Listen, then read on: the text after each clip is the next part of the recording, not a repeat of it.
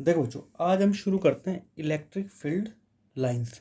ठीक है, तो इलेक्ट्रिक फील्ड लाइंस क्या होती है? ये स्ट्रेट या कर्व पाथ होता है जो पॉजिटिव चार्ज से स्टार्ट होता है और नेगेटिव चार्ज पे एंड होता है।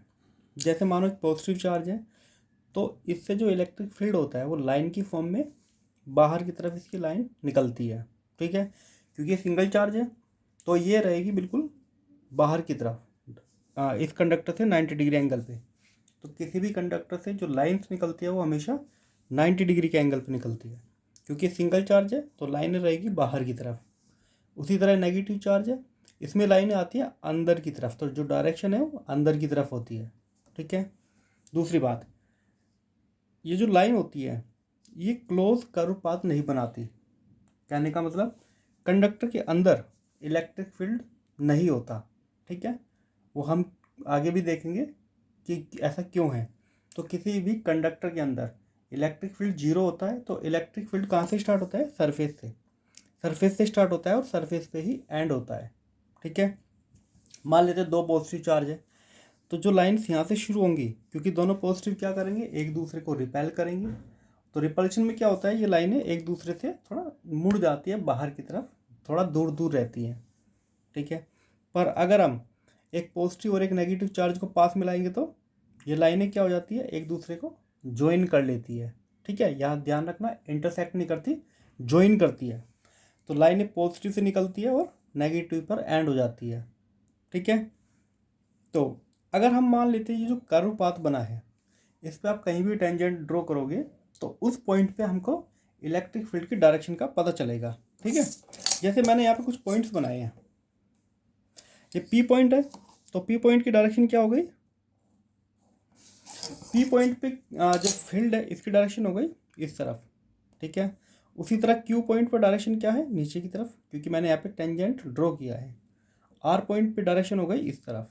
ठीक है, तो हम किसी भी पॉइंट पे, जिस पॉइंट पे भी टेंजेंट ड्रॉ करेंगे वहाँ पे हमको फील्ड की डायरेक्शन पता चलेगी। ठीक है, इसका क्या मतलब होता है? इसका मतलब होता है जैसे यहाँ पी है, अगर पी के पास हम कोई पॉजिटिव चार्ज ला के रखेंगे तो उस पर फोर्स लगेगा इस डायरेक्शन में। इस पॉइंट पे अगर कोई चार्ज ला के रखेंगे पॉजिटिव ही तो फोर्स लगेगा इस डायरेक्शन में। अगर यहाँ पे रखेंगे तो फोर्स लगेगा इस डायरेक्शन में। ठीक है, तो ये हमको बताता है। ठीक है, अब देखो बच्चों, दो लाइनें कभी भी इंटरसेक्ट नहीं करती है। जैसे मान लेते हैं पॉजिटिव और पॉजिटिव चार्ज है तो इसकी फील्ड हो गई ये और इसकी लाइन हो गई ये कभी भी इंटरसेक्ट नहीं करेगी। ऐसा नहीं हो सकता है कभी भी। या एक पॉजिटिव एक नेगेटिव चार्ज है, अगर पॉजिटिव की इस तरफ जा रही है और नेगेटिव की अंदर की तरफ आ रही है तो ये वाला केस भी नहीं हो सकता।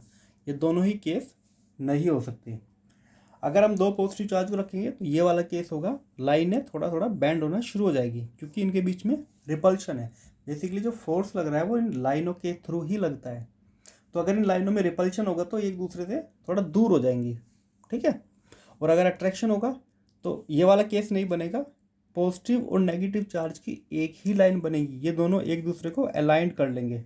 ठीक है, तो इसकी लाइंस मान लेते हैं कि इसी लाइन के अंदर इन दोनों की लाइंस है और ये इन दोनों ने अलाइंड कर लिया है। ठीक है, डायरेक्शन जाती है पॉजिटिव टू नेगेटिव।